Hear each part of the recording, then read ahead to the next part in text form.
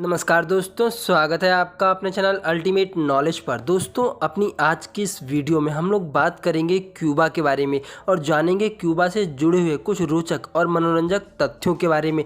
तो आइए बिना किसी देरी के शुरू करते हैं आज का अपना वीडियो। क्यूबा कैरेबियाई सागर में स्थित एक द्वीप देश है जो कि क्यूबा द्वीप और इसके आसपास के द्वीपों से मिला करके बना हुआ है। बात की जाए अगर इस देश के कुल क्षेत्रफल के बारे में, तो इस देश का कुल क्षेत्रफल 1,09,884 वर्ग किलोमीटर है, जो कि भारत के राज्य तेलंगाना से थोड़ा सा छोटा है और बिहार से थोड़ा सा बड़ा है। बात की जाए अगर इस देश की आबादी के बारे में, तो इस देश की कुल आबादी 1,13,00,000 के आसपास है और इस देश की कुल आबादी का लगभग 75% हिस्सा शहरी आबादी वाला है। दोस्तों, 16वीं शताब्दी से लेकर के 17वीं शताब्दी तक इस देश के ऊपर स्पेन का शासन था, जिस कारण से इस देश की सभ्यता, संस्कृति, खान पान और यहाँ की भाषा में स्पेनिश झलक को साफ साफ देखा जा सकता है। क्यूबा पश्चिमी गोलार्ध में स्थित इकलौता ऐसा देश है जो कि कम्युनिस्ट विचारधारा को मानता है और इस देश में कम्युनिस्ट सरकार है। कम्युनिस्ट सरकार होने के कारण इस देश के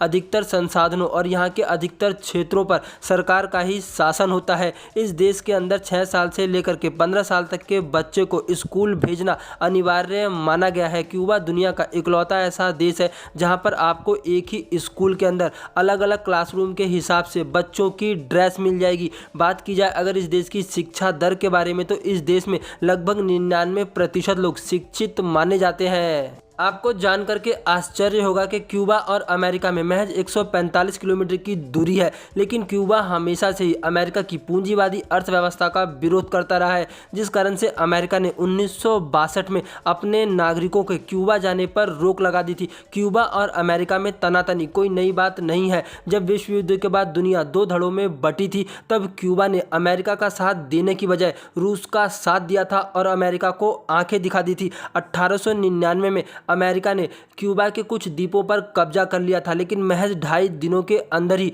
क्यूबा के लोगों ने अमेरिकी सेना को उखाड़ फेंका था और अमेरिका को दबे पांव वहां से भागना पड़ा था। 1950 तक क्यूबा के अंदर लगभग 58 अखबार छपते थे, लेकिन बात की जाए अगर वर्तमान समय के बारे में, तो वर्तमान समय में क्यूबा में सिर्फ 20 अखबार छपते हैं। दोस्तों, आप सब लोग इस बात को बहुत अच्छे से जानते होंगे कि दुनिया के अधिकतर देशों में पेड़ों की कटाई बहुत तेजी से हुई है, जिस कारण से दुनिया में जंगल का हिस्सा काफी कम हुआ है। लेकिन क्यूबा दुनिया का इकलौता वो देश है जहां पर पिछले 50 सालों के अंदर जंगल घटने की जगह बढ़े हैं, क्योंकि क्यूबा के लोगों ने प्रकृति को पनपने और फलने फूलने का खूब मौका दिया है। क्यूबा में लगभग 99% लोग शिक्षित माने जाते हैं, लेकिन इसके बावजूद भी इस देश में इंटरनेट चलाने की पूरी आज़ादी नहीं है। इस देश में बहुत कम लोगों के पास इंटरनेट की सुविधा होती है। कम्युनिस्ट सरकार होने के कारण इस देश में साल 2008 तक कोई भी व्यक्ति अपने लिए ना ही तो अपना पर्सनल मोबाइल खरीद सकता था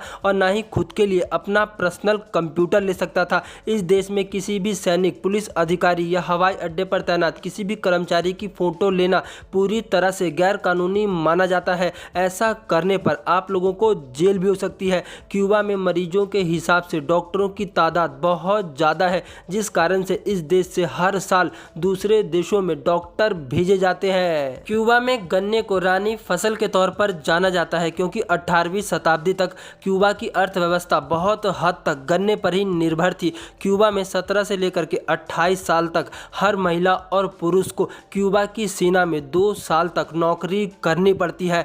क्यूबा में हर व्यक्ति के लिए वोट के समय पर अपना मत देना अनिवार्य माना जाता है। क्यूबा में दुनिया का सबसे छोटा पक्षी हार्मबिंग बर्ड पाया जाता है, जो कि महज 2 इंच तक ही बढ़ पाता है। क्यूबा दूसरे देशों को मुख्य तौर पर मछली, चिकित्सा उत्पाद, कॉफी और खट्टे फल निर्यात करता है, जबकि आयात की जाने वाली प्रमुख चीजों में तेल, भोजन, केमिकल और मशीनें होती है। वामपंथी विचारधारा का समर्थक होने के कारण साल 1997 तक क्यूबा में क्रिसमस की छुट्टी नहीं होती थी, लेकिन जब 1998 में पोप जॉन पॉल दूसरे ने 1998 में क्यूबा की यात्रा की, तब से उनके सम्मान में क्रिसमस को राष्ट्रीय अवकाश यानी कि नेशनल हॉलिडे के तौर पर घोषित किया गया।